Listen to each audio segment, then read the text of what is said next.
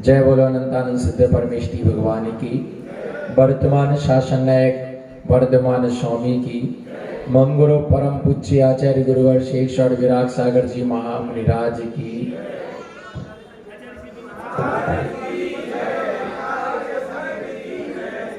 धर्म स्नेही बंधुओं, अंधकार है उस देश में जहां आदित्य नहीं। बोलो, अंधकार है उस देश में जहां आदित्य नहीं। और मुर्दा है वह देश जहां साहित्य, मुर्दा है वह देश जहां साहित्य नहीं। आगंतुक विद्वानों ने, टीकमगढ़ से पधारे हुए विद्वान निर्मल कुमार जी ने इस बात के लिए अपने आलेख में प्रतिपादित किया। कल्याण लोचना ग्रंथ का पर विद्युत संगोष्ठी का तृतीय सत्र में कि साहित्य की समृद्धि से ही राष्ट्र की समृद्धि होती है। स्कूल में भी बच्चों को पढ़ाया जाता है तो साहित्य के द्वारा ही वो अपना एजुकेशन पूर्ण करते हैं।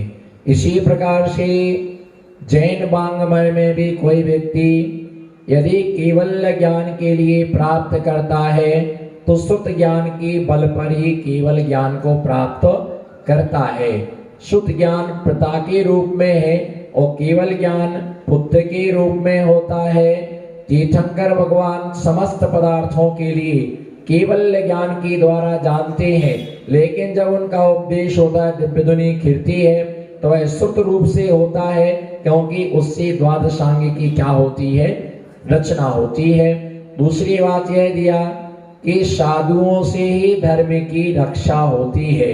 जहां जहां साधु है उस समाज में धर्म की समृद्धि होती है। वहां पर लोग नियम आदि में क्या होते हैं, प्रवृत्त होते हैं।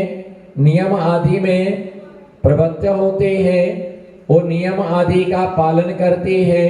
नियम आदि का पालन करते हैं, धर्म का पालन करते हैं। उस श्रावक के लिए धर्म की विवेचना मिलती है। उस श्रावक के जीवन में अभूतपूर्व परिवर्तन आता। इसलिए साधुओं से ही समाज की समृद्धि होती है। इसके साथ विषय दिया हुआ था कि कर्तव्य। कर्तव्य का मतलब होता है कि अपने जो आवश्यक कर्तव्य हैं उन कर्तव्यों का पालन करना नियामक होता है। उन कर्तव्यों का पालन करना नियामक होता है। और श्रावक के 6 आवश्यक कर्तव्य हैं। कितनी आवश्यक कर्तव्य है? श्रावक के 6 आवश्यक कर्तव्य हैं। और श्रावक के वो 6 आवश्यक कर्तव्य 6 कर्माणि दिने दिने, 6 कर्माणि दिने दिने।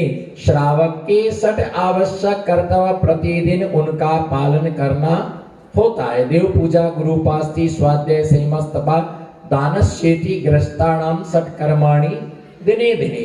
लेकिन लोगों ने पेट पूजा, धनुपास्ति, सिगरेटम, बूट पालिशम, देव पूजा की जगह पेट पूजा, गुरुपास्ति की जगह धनुपास्ति, सिगरेटम, बूट पालिशम, उन्होंने अपने हिसाब से कर्तव्य बना लिए। पहले पेट पूजा फिर काम दूजा। पहले पेट पूजा फिर काम नहीं, पहले भगवान की पूजा फिर काम दूजा। तो इसलिए ध्यान रख करके चलना कि ये श्रावक के 6 आवश्यक कर्तव्य श्रावक को प्रतिदिन पालन करना चाहिए। इसके साथ हमारे बीच में आई हुई ब्रह्मचारिणी रजनी दीदी, जिन्होंने अपना लेख वाचन में जिन्होंने द्रव्य से पूजन आदि के विषय में व्याख्या की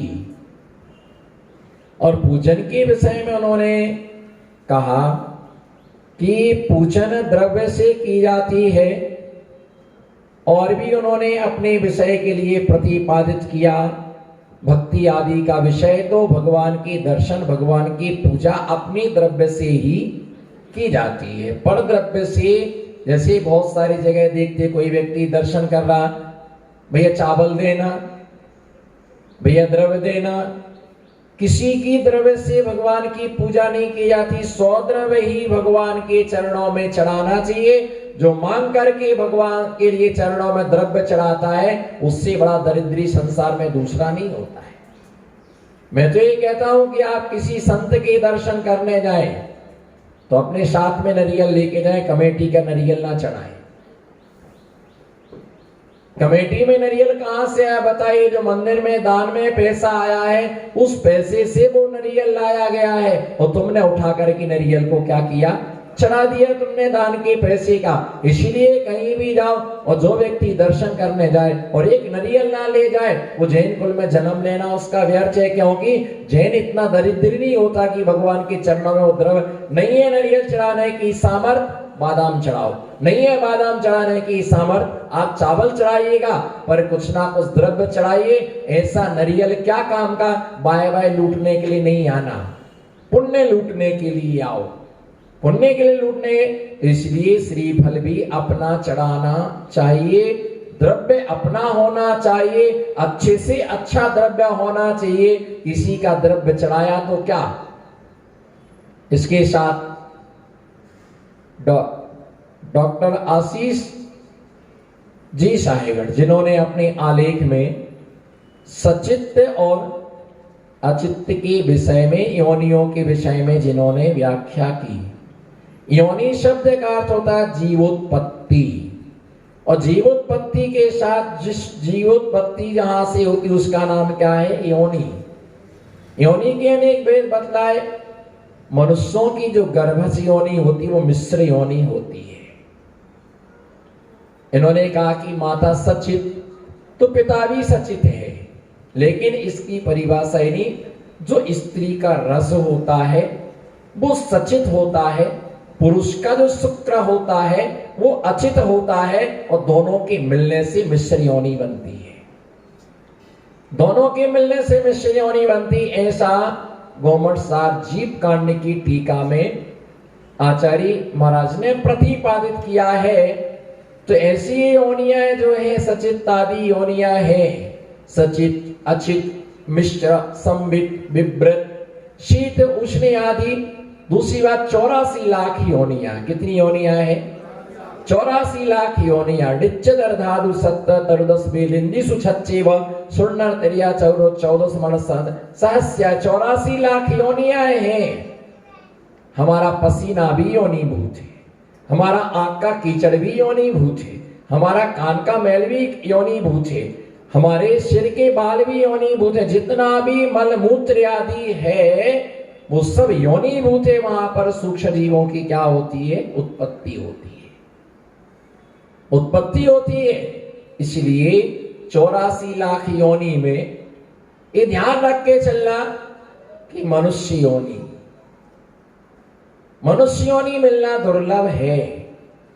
2000 सागर के लिए 30 पर्याय मिलती मनुष्य योनि नहीं। इतर निगोदिया से हम आए, पहले इस व्यवस्था को आप बिल्कुल ठीक से समझें। इतर निगोदिया भेद कब बनेगा? नित्य निगोदिया से। नित्य निगोद के विषय में दो मत है कि एक आचार्य का भी मत है कि नित्य निगोद से जीव निकलता है, और दूसरे आचार्य का मत है कि नहीं निकलता। नित्य शब्द का अर्थ होता है कि वहीं पर रहता। पर इतर निगोदिया जिसका दूसरा नाम है, आशीष भाई, जिसका दूसरा नाम है चतुर्गति निगोदिया। चतुर्गति निगोदिया क्यों दिया? वो चारों गतियों में घूम करके 2000 सागर की स्थिति को पूर्ण करके पुणे का पुणे कहां चला जाता है? अब आइए सागर, चूंकि सागर से आए हैं इसलिए सागर के ऊपर बोले, पर ये विमस सागर के ऊपर नहीं बोले। ये सागर से आए इसलिए सागर पर बोले, पर सागर की परिभाषा कोई सागर ही परिभाषित कर सकता है। सागर की परिभाषा आप सुन लोगे तो आप सागर कभी नहीं जाओगे। और जिससे 1 सागर, 3 सागर, 7 सागर, 10 सागर, 17 सागर, 22 सागर, 33 सागर, अध्यक्ष महोदय, इतने सागरों में नहीं जाना है तो भैया सागर के किनारे आके बैठ जाओ। इसलिए विद्युत संगोष्ठी बुलाई है कि भैया इस सागर के किनारे बैठो, तर जाओगे उदयचंद जी। अब आपका पुण्य कर्म का उदय आया है, इसलिए मैं डॉक्टर साहब से कहूंगा आप निर्मल हो जाओ। आप तो चूंकि निराला हो पर अभी थोड़े काला हो। अभी और निराला आपके लिए होना है, बिल्कुल निराला आपके लिए होना है। बिना उसके आपको सनत कुमार और महेंद्र स्वर्ग की प्राप्ति होने वाली, बिना निर्मल वेश सौधर्म और महेंद्र स्वर्ग की प्राप्ति होने वाली नहीं है। ये ध्यान रख करके चलना। तो जैसे ही उन्होंने इस सागर क्या है, अब समझिए, इतने सागर की आयु, उतने सागर की आयु, पर तसल्ली रखना, तसल्ली रखना। मैं बिल्कुल ठंडक से बताऊंगा एक सागर कितना होता है। तो सागर के विषय में ये कहा, एक योजन लंबा चौड़ा गहरा, एक योजन लंबा चौड़ा गहरा एक गड्ढा खोदो, उसमें तुरंत के उत्पन्न हुए मेढे का बाल अपने बाल से 7 गुना पतला, क्या अपने बाल से 7 गुना पतला, उसके इतने भाग करो कि इसका दूसरा भाग ना हो सके, मतलब अविभागी टुकड़ा किया जाए, उसे चक्रवर्ती के दंड रत्न से ठास ठास के भरा जाए और उसको 100 वर्ष में उस एक टुकड़े को निकाला जाए, जितने में वो खाली हो जाए उसका नाम है व्यवहार पल्ल। इससे असंख्यात गुणा उद्धार पल्ल, इससे असंख्यात गुणा अद्धा पल्ल, और उसके बाद में बनता है एक सागर, उसके बाद बनता है एक सागर। अब वो एक सागर आप कितने बाल निकाल लोगे आकाश जी? 100 वर्ष में एक निकालना है। मुझे घूर घूर के क्यों देख रहे हैं विकास जी आप? खिसक गया भेजा, ये जैन आगम है, ये बाजार नहीं है। इतना बड़ा एक सागर, ऐसे 33 सागर, ऐसे 2000 सागर के लिए त्रिपर्याय मिलती है, जिसमें से अधिकतम समय हमारा मनुष्य त्रियंच और नारकी पर्यायों में निकल जाता है। भैया इसमें ध्यान रख करके चलना कि 84 लाख योनियों में से पुनः हमें मनुष्य पर्याय मिलती है, पुनः मनुष्य पर्याय मिलती है। फिर 2000 सागर के बाद वो वहीं का वहीं चला जाता, अगर अपना कल्याण नहीं कर पाए। मैं एक छोटे से दृष्टांत के द्वारा इसको फॉलो करूंगा कि बचपन में जब हम साइकिल लेने जाते थे तो 50 पैसे में 1 घंटे को साइकिल मिलती थी। कितने में? और 25 पैसे में, और पहले 25 पैसा मतलब 25 रुपए। आजकल तो कोई कीमत ही नहीं है 25 पैसे की। तो जैसे ही साइकिल लेने गए, 1 घंटे को साइकिल लेके आए, तो 1 घंटे को बड़ी मुश्किल में तो पापा ने पैसे दिए। जब 5 थप्पड़ा खाए तब 50 पैसे मिलते थे। ऐसे थोड़ी कि आज के समय निकाला ले जाओ। भैया बाप कमाई से ही ऐस होते हैं। किससे? बाप कमाई से ही ऐस होते हैं। आप कमाई से तो पेट भी नहीं भर पाते हैं। जितने लोग इतराते हैं वो बाप कमाई से इतराते हैं, आप कमाई से तो अच्छी तरह से पेट भी नहीं भर पाते। तो जैसे ही साइकिल मिल तो फिर क्या करते थे? खाते नहीं थे, सोते नहीं थे, पीते नहीं थे। भैया क्या करो? क्योंकि अभी क्या करना है? जमा करना। साइकिल अभी क्या करना है? जमा करना। साइकिल अभी क्या करना है? जमा करना। साइकिल अभी क्या करना है? जमा करना है। तो बस ऐसे ही वो साइकिल सब भूल करके साइकिल चलाते थे। इसी प्रकार से 2000 सागर के लिए मनुष्य पर्याय मिला। इस मनुष्य पर्याय से हमें क्या होना है? मुक्त होना है। इस मनुष्य पर्याय से हमें छुटकारा पाना है। इस मनुष्य पर्याय से हमें मुक्त होना है। तो इसलिए ये 84 लाख योनियों में हम भटकते रहे। उसके बाद एक विषय आया था सचित और अचित। क्या है? सचित और अचित। तो सचित अचित के विषय में यह है कि सुक्कम पक्कम तक्कम, कुछ पदार्थ ऐसे होते हैं निराला जी, कुछ पदार्थ ऐसे होते हैं जिनको सुखाने पर, किसी को यंत्र के द्वारा छिन्न भिन्न करने पर, किसी को अग्नि पर तपाने से और किसी को मसाला आदि मिलाने से वो प्राशुक हो जाता है। वो क्या हो जाता है? वो प्राशुक हो जाता है। लेकिन जिसके लिए छिन्न भिन्न किया उसे तपाया नहीं जाता। जिसे तपाया जाता है, जैसे मान लीजिए पपीता, आम, केला, अंगूर, चीकू। विद्युत वर्ग ध्यान दें और इस देशना को सुन के कभी गलत बात का पोषण ना करें। आगम के विपरीत बात का शंकवाद में पढ़ के, पंथवाद में पढ़ के और साधुओं की व्यामोहता में पढ़ करके किसी भी विद्वानों को गलत बात का पोषण नहीं करना चाहिए। ध्यान दें हमारे शब्दों पर, शंकवाद, पंथवाद और इसी प्रकार से क्या है, व्यामोह में पढ़ करके किसी भी मुनियों की उस बात की पुष्टि ना करें कि जो आगम से मेल नहीं खाती है। सचित अचित में आम के लिए छिन्न भिन्न कर दिया, इसका मतलब क्या होगा? बोलो क्या हो गया? प्राश्चित हो गया। अब उसको गर्म करने की जरूरत नहीं है। एक दूसरी बात है, चीकू को छिन्न भिन्न कर दिया, बीज निकाल दिया गया, वो क्या हो गया? अचेत हो गया, उसे गर्म करने की जरूरत। एप्पल को छिन्न भिन्न कर दिया, गर्म करने की जरूरत। केला को छिन्न भिन्न कर दिया। पपीता की हालत तो आप सबको मालूम ही है, बेचारे की हालत ऐसी है, और उसको गर्म कर दो तो बेचारे की हालत क्या होगी? आप बताओ ना, बोलो कोई सविता, कैसा होता है पपीता? बोले ही नहीं। रानी छेलना बोलो तो नहीं सुननी, सविता बोलो तो नहीं सुन। कैसी हालत होती है पपीता की? अब कोई बोलते भैया इसको गरम करो, गरम करे बिना प्रासुक नहीं होता है। पपीता को कभी गरम नहीं किया जाता है। छिन्नम भिन्नम बोलो, छिन्नम। केले को गरम नहीं किया जाता है, आम को गरम नहीं किया, गरम नहीं। अब ककड़ी के लिए जो है, ककड़ी में बीज होता है, तो प्रासुक करने की विधि है कि बर्तन को गरम करो और गरम करने के बाद जो ककड़ी है उसको उसमें डाल करके थोड़ा बोड़ा इधर उधर कर दो। उसकी जो अंकुरण शक्ति है वो अंकुरण शक्ति समाप्त हो जाना चाहिए। ये प्रासुक करने की विधि है। अब लोग बोलते पपीता को गरम करो, रस को गरम करो। रस को कभी गरम नहीं, अगर अनार के रस को गरम कर दिया गया है ना, मौसमी के रस को गरम कर दिया तो वो चलित रस हो जाता है। क्या हो जाता है? चलित रस। चलित रस हो गया तो वो अभक्ष की कोटि में, समंत्रबद्ध स्वामी ने उसके लिए अभक्ष की कोटि में रखा है कि वो अभक्ष हो गया। तो इसलिए उसको रस को, और ये ध्यान रख के चलना सुधी श्रावक, गन्ने का रस गरम करके पी मत लेना 2 गिलास, न 4 गिलास तुरंत ही निकल जाएगा। हंसने की क्या बात है उसमें?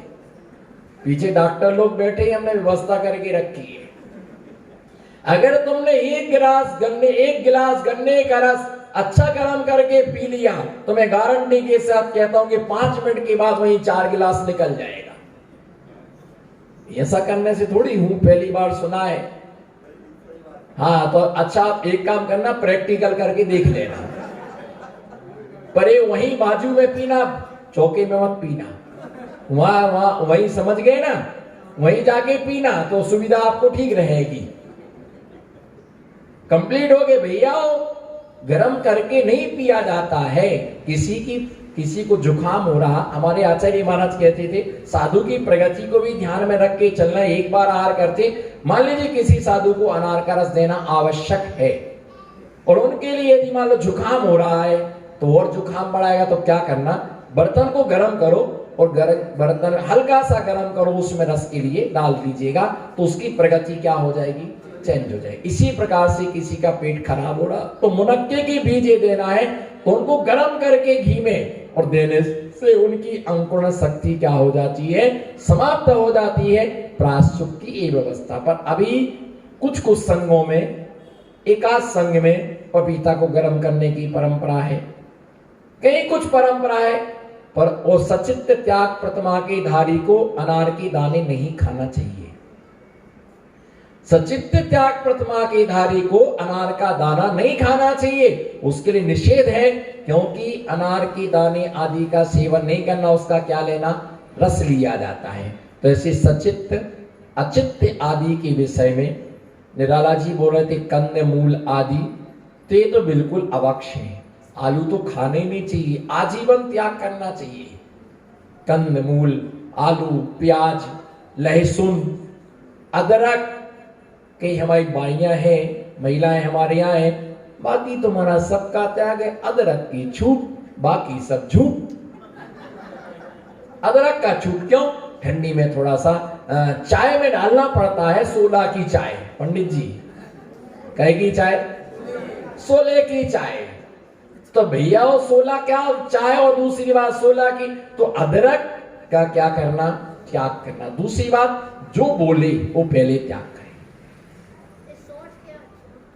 बिल्कुल उसके लिए क्या है कि अदरक आदि, मूली आदि, गाजर आदि, ये ना कहे कि गाजर तो फरारू है। इस चीज के लिए हर विद्वान को ध्यान रख करके चलना कि अदरक का सेवन नहीं करना चाहिए। सौंठ बात अलग है। सौंठ और सौंठ माने सूख करके बिल्कुल लकड़ी हो गई, वो बात अलग है। किसी ने कहा, अब तर्क करने वाले देखो कहां कहां खोपड़ी लगाते हैं, फिर बोलते पंडित साहब की महाराज जी करम का कल्ला बोलते हैं। एक आया तो बोले सौंठ की उकावली दी और सूखी हल्दी डलती है। बोले महाराज जी आप सबको आलू प्याज का त्याग कराते हो और आप तो खुद ही गड़ंत खाते हो। मैंने कहा मैं कब गड़ंत खाता हूं? बोले हल्दी गड़ंत है। मैंने कहा सूखी खाता हूं। बोले सौंठ भी है, तो वो भी क्या है, अदरक था, वो भी खाते हैं, तो ये सूख गया तो दोष खत्म हो गया। बोले वाह बहुत बढ़िया महाराज, गीले का गीला त्याग करो, सूखा सूखा खाओ, बढ़िया। चलो भैया हो गया अपना काम, अपन भी आलू के चिप्स खाएंगे। हाँ बोलो जी विकास जी, आप जैसे लोगों को मैं परोस रहा हूं। आलू सूख गए हो तो आलू का पापड़ बनाया वो तो क्या हो गया, सूख गया है। चिप्स सूख गए हैं और उसमें क्या दोष है, वो तो खा सकते हैं महाराज, खाओ भाई, कौन मना कर। नहीं भैया, दोनों में क्या है, अंतर है। अंतर ये है कि जब हम आलू का चिप्स का चूड़ा बनाएंगे तो बिल्कुल बारीक हो जाएगा। जब हम हल्दी के लिए और अदरक के लिए पीसेंगे तो उसमें क्या निकलता है, सूचना निकलते हैं, लकड़ी जैसा निकलते। किसंचन क्रिया कोश में स्पष्ट, किसंचन क्रिया कोश में वनस्पति की दो भेद दिए, एक काष्ठ वनस्पति, दूसरे का नाम है कंद वनस्पति। तो आलू आदि के लिए कंद वनस्पति में रखा है और हल्दी और सौंठ के लिए काष्ठ वनस्पति में रखा है, इसलिए वो लकड़ी है एक प्रकार की, इसका चूड़ा हो जाता है। तो इसलिए उनका सेवन कभी भी नहीं करना चाहिए, कभी भी उनका सेवन नहीं करना चाहिए। सचित अचित आदि का भेद, अब सचित अचित का पालन करो या ना करो, सचित अचित का पालन करो ना करो, कम से कम कंदमूल का त्याग तो करो। उसमें भी 1 महीना को, 15 दिन को, 8 दिन को, 1 सप्ताह को, तुम बनिया हो कि ग्राहक हो। और ऐसी डींग हाँकते, मैंने 4 महीने से आलू नहीं खाए, 4 महीने से आलू नहीं खाए, तो तू तीर्थंकर हो गया क्या 4 महीने से आलू नहीं खाए? इंतजार तो कर रहा कि चौमासा कब हो, महाराज का बिहार हो, आलू का आहार हो। अभी जितने तुम इष्ट हो ना, साधु के जाने पर भ्रष्ट हो जाओगे। हमारा पावर मिल रहा तुमको, पावर मिल रहा, बिल्कुल गिर जाओगे। साधु का कनेक्शन हटा कि सब पुण्य घटा, कुछ नहीं बचने वाला है। अभी चौके में थाली में मिलता है, अभी अन्नपूर्णा पर पहुंच जाओगे। भैया साधुओं की कृपा से हम पाप से बचते हैं। ये सौभाग्य माना ना अपना कि गुरु ने हमें 4 महीने तक इतने पापों से बचाया। कौन इतना उपकार करता है? इसके साथ विद्युत वर्ग ने, हमारे पंडित साहब महेंद्र जी ने, पूजा कोटि समम स्तोत्रम, स्तोत्रम कोटि समो जपा, जपा कोटि समम ध्यानम, ध्यानम कोटि समो तपा। इसका इन्होंने अर्थ की डिमांड रखी कि इसकी व्याख्या कोटि पूजा, करोड़ों पूजा की अपेक्षा से, करोड़ों पूजा करने में जो फल मिलता है, एक स्तोत्र के पढ़ने में वो फल मिलता है। करोड़ों स्तोत्र के पढ़ने में जो फल मिलता है वो एक जाप के करने से फल मिलता है। करोड़ों जाप के करने जो फल मिलता है, एक आदमी को क्षमा करने से उतना फल मिलता है। भैया ध्यान रख के चलना, 2 प्रकार की व्याख्या, मुख्य और गौण।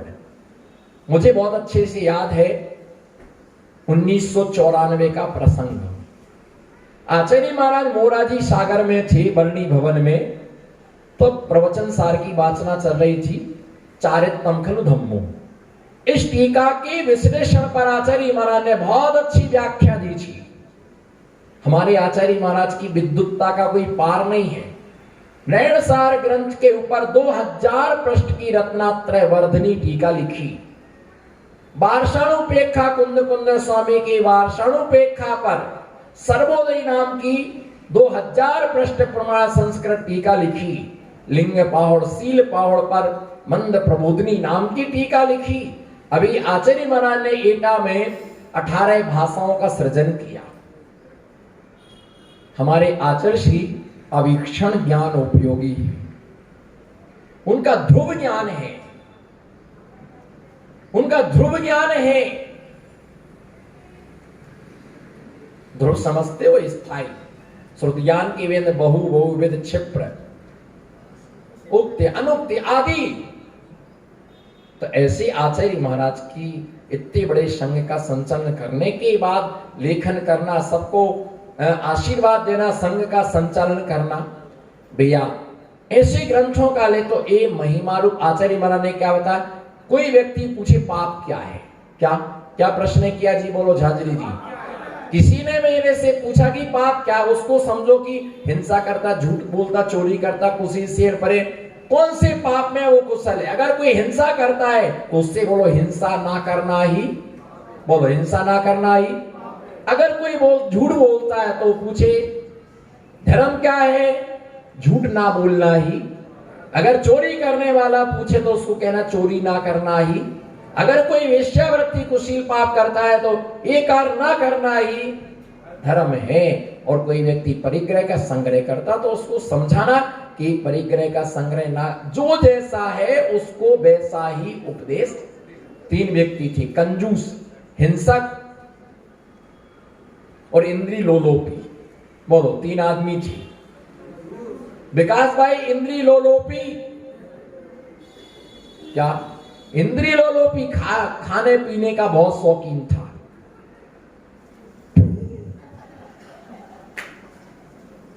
बोलो ना विकास भाई, इंद्री लोलोपी। और दूसरा जो था आकाश भाई कंजूस, और कंजूस था, उसे छूटता नहीं था। और पाटनी साहब एक क्रूर था। ये तो नहीं जाओ महाराज।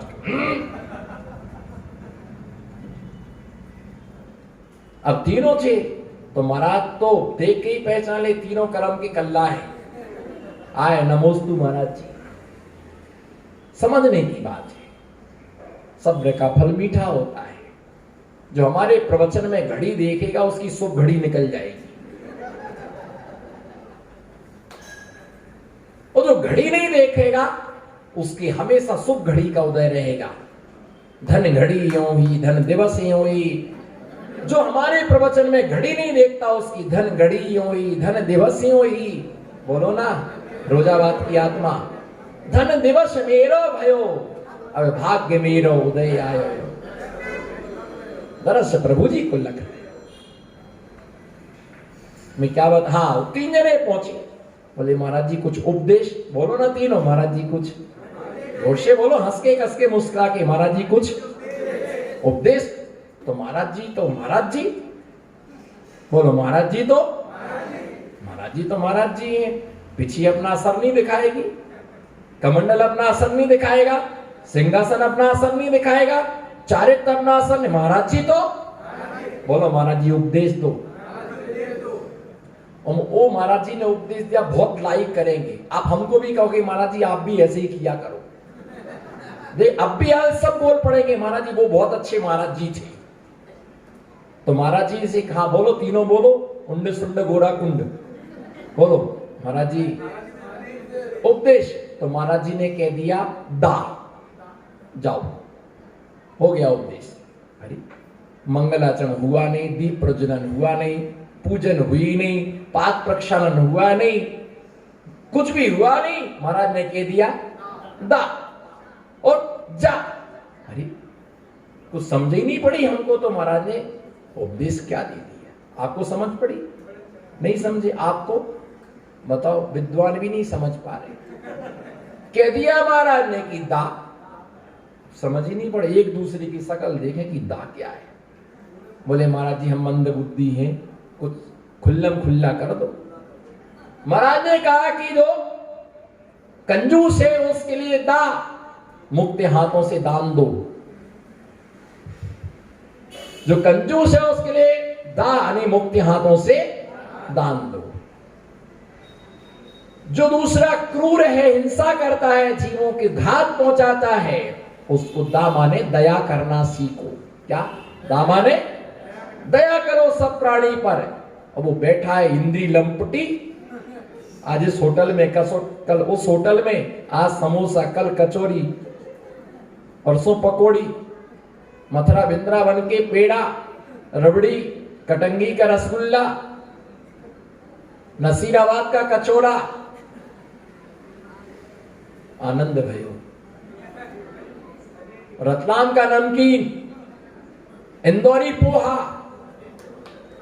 भली लूगर टेस्ट ना आए पर इंदौरी पोहा।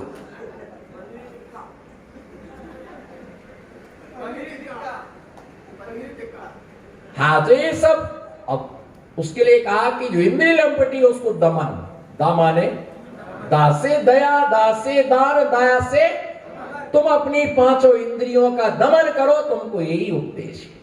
तो इसमें जो कोटि पूजा समय स्त्रोतम सुतम कोटि समा जपा, जपा कोटि समम ज्ञानम ध्यानम कोटि समो तपा, ये जो व्यवस्था है तो मुख्यता और गौणता की अपेक्षा से कथन किया गया है। ऐसा नहीं कि दान, हम कहते हैं कि मुनिराज है तो दान देना चाहिए, पूजा थोड़ी कम करना चाहिए, इसका मतलब ये थोड़ी कि पूजा का अभाव। अरे पूजा के बिना दान तो होता ही नहीं है। पहले पूजा की जाती महाराज जी की, बाद में क्या दिया जाता है? नाम दिया जाता है। अब कोई कहे कि हमें तो नहीं करना महाराज की पूजा, बीच आहार में पहुंच जाओ तो मन शुद्धि, वचन शुद्धि, काय शुद्धि, आदर शुद्ध, हे स्वामी नमोस्तु कहना पड़ेगा। तो मुख्यता गौणता अनेकांतात्मक धर्म है, किसकी मुख्यता किसकी गौणता, उसके अनुसार वस्तु तत्व की निरूपणा और वस्तु तत्व की विवेचना की जाती है। इसलिए इन सब प्रश्नों का समाधान यही है कि आप सभी अपनी इस प्रकार से भावनाएं रखें। और बहुत अच्छी आज के इस तृतीय सत्र में विद्वानों ने बहुत अच्छी भूमिका अपनी अदा की। और शायद ऐसा भाव रखना कि विद्युत वर्ग भी बहुत परिश्रम और श्रम करते हैं, ना कोई भोजन का भूखा होता है, ना कोई सम्मान के भूखे होते हैं, और जो टीकाएं करते हैं वो कभी किसी की टीका के मुहताज नहीं होते। जो टीकाएं करते हैं वो किसी की टीकाओं के, अरे जिनको टीका करना नहीं आती वो टीका टिप्पणी और टीकाओं के चक्कर लगाते हैं, है ना। जिनके हाथों में शास्त्र रहते वो लिफाफा के कभी मोहताज नहीं होते। भैया ये तो हमारा सरस्वती पुत्रों का बहुमान है, सरस्वती पुत्रों का एक सम्मान है। तुम क्या दे सकते? किसी ने किसी को 2100 रुपए दे दिए, 5100 रुपए दे दिए, तो क्या पूरा जीवन निकल जाएगा क्या? अरे भैया मैं कभी ऐसा नहीं मानता हूं। ये तो बहुत अच्छी भावना, ये श्रम साध्य है। एक विद्वानों का बहुमान, विद्वानों का सम्मान हर साधुओं को रखना चाहिए। हर समाज को विद्वान को विद्वान की कोटि से उनको रखा जाए, उन्हें समझा जाए। और हम ये भी चाहेंगे कि विद्वान विद्वान की तरह रहे, विद्वान विद्वान की तरह। और मैं आज इस संगोष्ठी के तृतीय सत्र में एक बात और कहूंगा, किसी भी मुनिराजों के पास जाएं, आप आस्था के साथ जाएं, श्रद्धा के साथ जाएं। और यदि मेरे से संबंधित, निर्मल जी, उदयचंद जी, मेरे से संबंधित कोई प्रश्न है तो मेरे से ही पूछिए। आप किसी साधु के पास जाके उसका खंडन मांगो तो वो क्या देगा? और एक और बात में स्पष्ट, आपको जहां नहीं जचता वहां जाना नहीं चाहिए। एक तो जाना भी, सम्मान भी लेना और फिर उनकी टीका टिप्पणी करना बहुत ही अशुभ कर्म का बंध होता है, नीच गोत्र कर्म का बंध होता है। जहां आपकी यत्र विजायते श्रद्धा तत्र विजायते मना, समाधि तंत्र, यत्र विजायते श्रद्धा तत्र विजायते मना। जहां हमारा श्रद्धा न हो वही मेरा मन जाना चाहिए, जहां मेरा मन जाए वहां मेरी श्रद्धा होना चाहिए। और जहां मन नहीं होता है वहां हमें नहीं जाना। और बहुत अच्छी, है ना, जिनवाणी के ऊपर कार्यरत है। और एक कुछ ग्रंथ ऐसे रहते, मेरी सोच प्रायकर ऐसी रहती है कि जिन विषयों पर कभी काम ना हुआ हो वैद्य साहब जी, उन विषयों पर काम होना। परिचय शतक ग्रंथ बहुत अच्छा अद्वितीय है। चंद्रगुप्त के 16 सपने, भरत चक्रवर्ती के 16 सपने, माता के 16 सपने, बहुत अच्छी तरह से चातुर्मास में इनको बोध करा। उभय वाक्यम प्रमाणम अद्वितीय कृति है, कर्म की 10 अवस्थाएं गूढ़ विषय है, जिसे दृष्टांतों के द्वारा जिसके लिए खोला गया। और मैं तो ये कहता विद्वानों के लिए पुष्ट करने वाला एक तरह का भोजन ही हो गए। और इन सब ग्रंथों को पढ़ने से प्रवचन प्रमेय भी मिलता है विद्वानों के लिए अनेक जगह। और ये भी ध्यान रखें, जिन गुरुओं से हम प्राप्त करते हैं उन ग्रंथों का उल्लेख जरूर करें, उन ग्रंथों का उल्लेख जरूर करें, उनके राइटर जो हैं उनका उल्लेख जरूर। इसमें कभी कृपणता नहीं रखना चाहिए। हम पढ़ते दूसरे मुनियों का साहित्य और गुण हम दूसरे मुनियों के गाते, इससे बहुत बड़ा ज्ञानावरणी दर्शनावरणी का कर्म का बंद होता है। जो दोष 99 नाम का दोष है, गुरु आदि का नाम छिपा लेना। आप सभी बहुत बहुत आशीर्वाद के पात्र हैं। श्री समाज गुमास्ता नगर ने इस वर्षायोग समिति ने इस कार्यक्रम के लिए एक अंजाम दिया, वो भी सभी आशीर्वाद के पात्र हैं। विद्युत वर्ग भी हमारे आश्रम से आई बहनें, जिन्होंने इस कार्यक्रम को बिल्कुल एक रक्षाबंधन का रूप दे दिया। बहनें जहां आ जाए वहां पर रक्षाबंधन ही समझना चाहिए। और मुझे तो ऐसा लग रहा कि सब विद्वान आए हैं, तो मुझे तो ऐसा लग रहा कि मैं मामा के घर में हूं। सारे विद्वानों के आने पर मुझे ऐसा लग रहा कि मैं तो अपने, और 36 सबसे बोलो 36 सबसे बढ़िया। तो झांसी गले की फांसी, मैं बोल ही दूंगा। झांसी गले की, सुन लो भैया, झांसी गले की फांसी दतिया गले को हार। बोलो झांसी गले की फांसी दतिया गले को हार। और जब तक मत छोड़ियो ललितपुर, जब तक मिले उधार। वो सोनागिरी की सुन लो। आटे, वहां पारस सागर महाराज जी रहते थे, बोलते थे, बोले देखो क्षेत्रों की आटे के घाटे नहीं है। बोलो आटे के घाटे नहीं है और घी के नहीं है दर्शन। आटे के घाटे नहीं है, घी को नहीं है दर्शन। साग सब्जी को नाम मत लेना, पड़े रहो सोनागिर में बरसन और करो चंदा प्रभु भगवान के।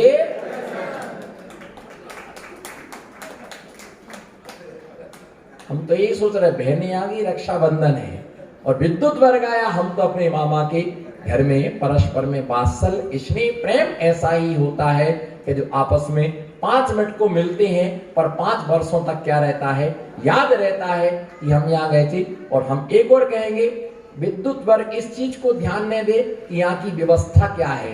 ये देखें आचर्षी की अवस्था, निर्ग्रंथ की व्यवस्था भी निर्ग्रंथ ही होती है। हम एक जगह गए तो मैंने कहा अध्यक्ष से कहा कि अध्यक्ष महोदय इसमें खिड़की नहीं है, दरवाजे नहीं है, चटकनी नहीं है, कुंडी नहीं है। तो अध्यक्ष बड़े विनम्र भाव से बोलते, बोले महाराज जी दिगंबरों का कमरा भी दिगंबर होता है। मैंने कहा धन्य प्रभु। बोले निर्गंध मुनियों के कमरे भी मैं ही मिला सवेरे से, आपको दूसरा कोई नहीं मिला। बोले निर्गंथ के कमरे भी, आपको चटकनी कुंदी क्या करना, कौन से हीरा मोती रखे। मैंने कहा भैया मेरे पास जो हीरा मोती दुनिया में किसी के पास नहीं है, सारे हीरा मोती चक्रवर्तियां ढोक देती हैं। सम्यक दर्शन सम्यक ज्ञान सम्यक। कोई लोग सोच रहे हैं कि महाराज जी खत्म करें, अभी तुमने शुरू किया है, मैं खत्म करने वाला थोड़ी हूं। माना कि मेरा फास्ट है, पर ज्ञानामृतम भोजनम सर्वश्रेष्ठम, मुझे तो आहार का काल पूरा करना है। तो माना तुम जानो। तो भैया ऐसी आनंद के साथ मैं ये सोचता हूं कि हंसी हंसी में मैं घंटा 1.5 घंटा पिलाता रहता हूं, लोगों की कमर नहीं दुखती। अभी कोई बोले, इसीलिए जितने विद्वान है ना, कहीं आलेख वाचन करने जाओ, सुनो ध्यान से, कहीं आलेख वाचन करने जाओ, बीच में एक जोक छोड़ते रहना, जिससे लोग थोड़ा क्या करते रहे न, आप बोलते रहते हो आचर्षी ने लिखा, वो कमर पकड़ते हैं कि भैया ये विद्वान कब खत्म करे।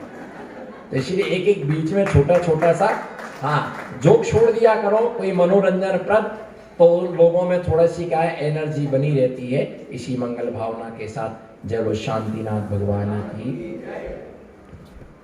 बहुत ही सुंदर सार गर्भित